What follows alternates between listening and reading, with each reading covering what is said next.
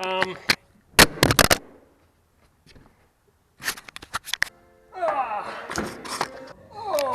guys, here we are. Okay. Well.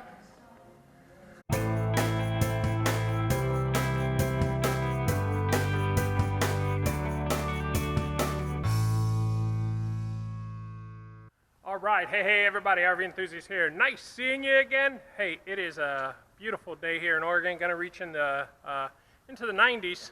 It was into the 90s yesterday as well. A couple more days of this, and then we'll be back into the 80s and then back into the 70s. Quite a nice, this morning I put out the awning just to let it breathe a little bit. I never let that thing breathe, so may as well let it breathe. And as you can see, I've got a carpet underneath the RV. That's kind of to keep the concrete clean. Anyway, I've got my 8 lights that go into the pole barn. Me and Laura are having a little bit of a disagreement as to where they go. I think they should go on those 6x6s up there. She, for some reason, thinks just because they'll hang higher, should go on that 2x6 up there. I'm going to hang one here, and then I'll probably just kind of rope hang one or chain hang one over there so she can see it. But I'm going to hang one in this 6x6 because I think that's the way it should go. Anyway.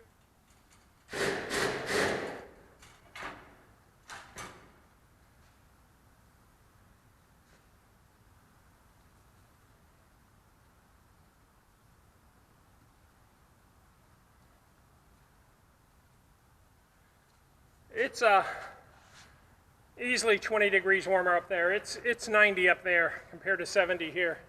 A couple things. I got these on Amazon. I did a lot of research, and man, the pricing is all over the place. I bought these because this is the look I liked, and this is the look I found when I was looking for expensive ones.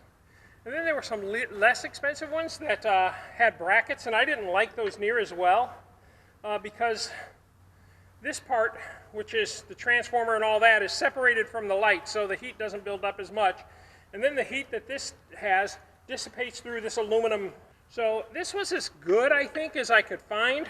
And certainly for the price, this was a great price. They're $89 a piece. I found these for... They weren't reviewed, they weren't purchased. I'm the first purchaser, and they were $59 a piece. These are 150 watt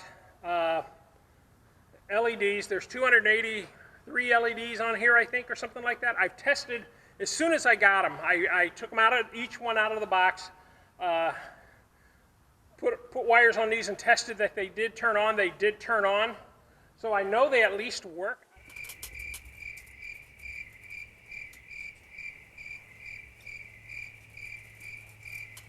Okay, so that's what it looks like, and that ESSA could allow it to escape and drop and be held by the. Yeah, I just really like where it's at, and the thing is, these things have 100. I'll tell you a bit about these lights.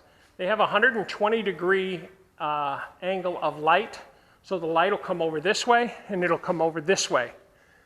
This is 10 feet from that wall, which makes this a 20-foot span. So if I put them there, the lighting is exact. 2 hours later. All right, so a mistake is made. I didn't know I didn't have the door all the way up. I didn't have the door up. So I moved the door up higher, and look, it's actually touching it right now. Well, it's not right now, but I pulled it off of it. But the door's still not all the way up. It's got to go up an entire another rafter. So unfortunately, that's not going to work there. Because these are rated at 200 pounds, and this is 10 or 12 pounds, so not a biggie. Anyway, that's done. You can see the one straight across is done. Just so you guys know, I'm not afraid of heights, but I really don't like heights because big people don't bounce. So if I fall, I'm not going to bounce. I'm going to, contrary to belief, I'm probably going to sink in a little bit. So for me, that's why, I take every precaution I can. One of the things you should know, when I worked at Intel, you had to take ladder safety. So I know there's always 3 points touching the ladder, whether it's a midsection, 2 legs, arm and 2 legs, leg and 2 arms. But you gotta have, you gotta be safe. Hey, I'm sweating a lot. You have to be safe because you really, at these kind of heights, you don't get 2 chances. You only get 1 typically. So, hey, just so you know, I've been watching a lot of para-motoring videos. There's a guy named Tucker Gott. And he's like, I don't know, 23 years old, 22, 23, 24, something like that. Anyway, he's a phenomenal paramotor guy. But, I'm watching a bunch of videos, and my wife's like, what are you doing? I said, I'm watching these. And she goes, you're not going to do that? Oh, hell no, I'm not going to do that. I have no intention, but it's very entertaining. Anyway, that's my 8 lights. So now all we got to do is hook them up. And we're set. And then over the winter, I'll hook those other LEDs up and colored lights up just so we have a little party atmosphere, just in case we decide to throw a party. Day 2. So I need to put this somewhere in this area so I have enough to pull through. So I think I'm going to put it about right there, mostly in line with this here coming up.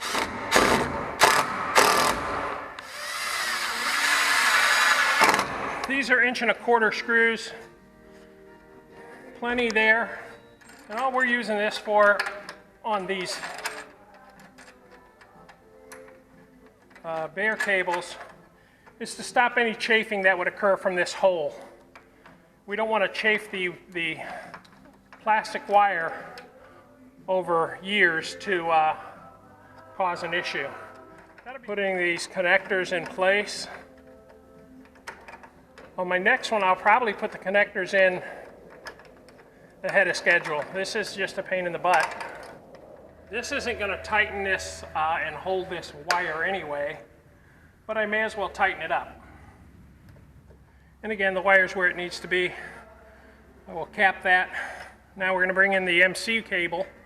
This is MC cable, metal coated, metal cable, metal, I'm calling it metal coated cable. And that's what we got here. I got this little red protector. Protects the bare wire or the wire from the cable, because right here is a very sharp end.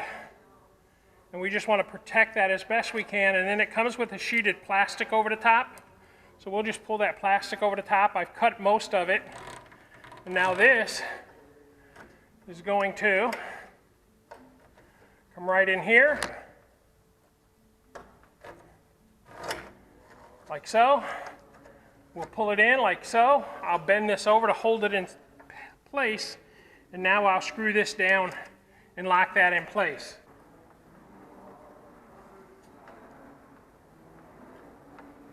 And that's it. And that's tight.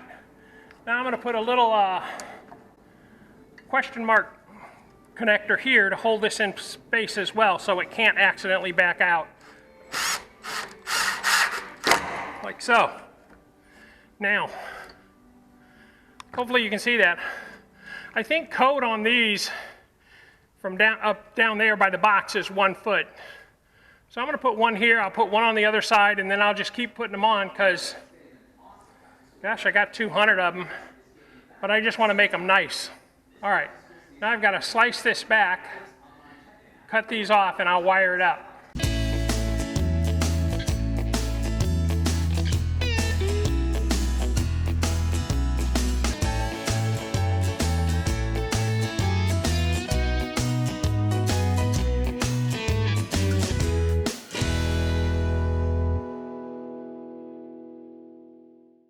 There we go. Protected. It's basically for spark protection, really. So if something's shorted, it wouldn't spark and accidentally catch a little piece of the wood on fire and burn the barn down. In order to cut this material, it's pretty simple. All you got to do is bend it real hard and it'll pop. And then you gently reach in with some nippers, and you nip, it's aluminum, so it nips real easy. And you nip that in half, and then you pull it off. I just put this red connector on here to keep it protected from chafing. And here's what we're gonna do. I'm gonna set you here for a second, hopefully. And this will go in like so. I always prefer to put the screws up, especially if we're in a wet environment. If we're in a wet environment and the screw is up, it can't get rusty.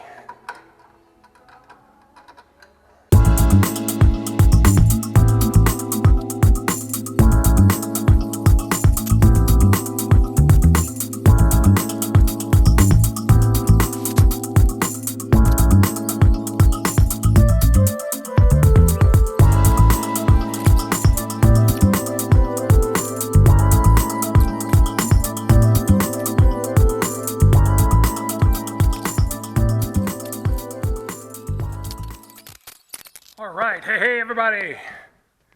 We have completed the upper portion. All the lights are hooked up. Cables run all the way down till we get to this box here. This box here has both lines coming in, both lines going out, gonna go down there. Then this is a box over there that's gonna be a box here for garage door openers and upper lighting, and then I can't get that because I have no more cable until I use that cable down there. So I'll have to come back up and put this back in, run that line. But for the most part, the upper stuff is done. At least done enough to where I can go down. I'll wire it up, check it out, turn it on, see if it works. Let's go check that out. All right, guys, so here's where we're at. So we've come down from the ceiling, or from the rafters with the lighting. As it comes down, it comes into this box. Into this box, greens are ground, they go to ground, and you ground that to the box itself. The whites tie together, that leaves a black coming from the lights and a black going into the distribution box. Now, this distribution box, I will put the white into the white, the ground into the ground, and I'll put the black into a 20 amp breaker, plug it in, and we should be live. All right, everybody, so we've got it hooked up. We haven't tested it yet. All the lights are up. This is extra for my garage door stuff.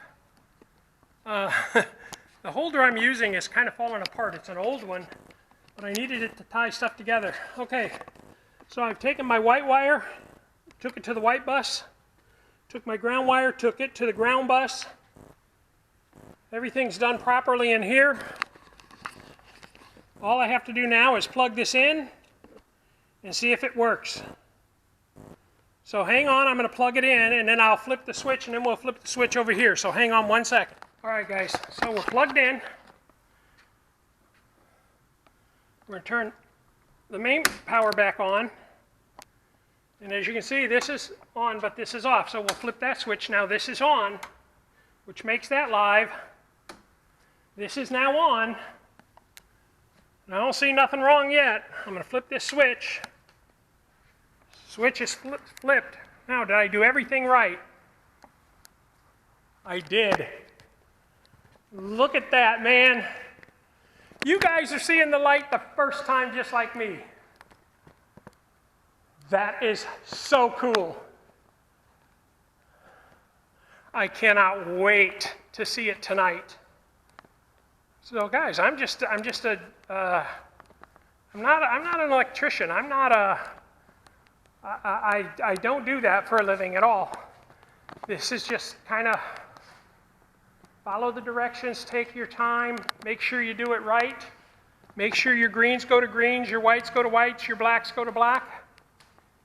And we are live, dude. That's exciting.